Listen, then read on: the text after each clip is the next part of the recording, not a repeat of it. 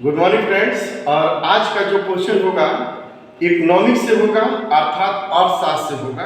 और अर्थशास्त्र को हम सबसे पहले आपको बताना चाहेंगे कि अर्थशास्त्र अर्थात इकोनॉमिक्स में पहला क्वेश्चन है कि अर्थव्यवस्था से आप क्या समझते हैं, अर्थात इकोनॉमिक्स से आप क्या समझते हैं।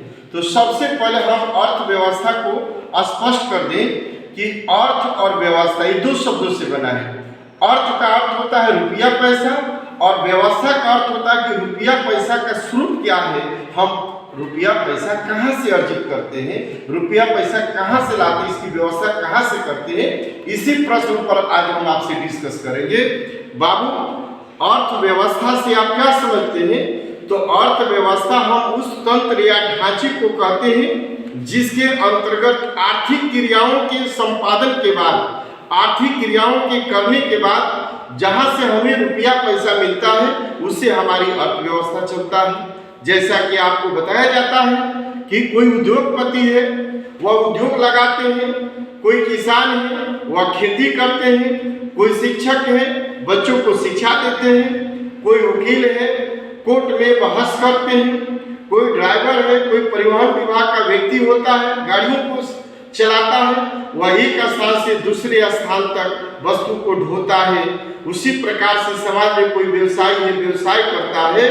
तो कुल मिला जुलाकर आप कह सकते हैं कि अर्थव्यवस्था उस तंत्र या ढांचे को कहते हैं जिसके अंतर्गत आर्थिक क्रियाएं की जाती है। आर्थिक क्रिया का मतलब होता है बाबू रुपया पैसा कमाने के लिए हम कोई ना कोई काम करते हैं। जैसे कोई मोची पॉलिश करता है, कोई व्यवसाय करता है, कोई दर्जी जो टेलर होता है कपड़े सीता है, कोई शिक्षक किसी बच्चों को पढ़ाते हैं, कोई मजदूर कोई बंधुआ मजदूरी करते हैं, और कोई वकील किसी क्लाइंट के मामले को लेकर कोर्ट में बहस करते हैं, कोई डॉक्टर है किसी रोगी की इलाज करने के बाद उसे कुछ सेवा के रूप में मिलता है।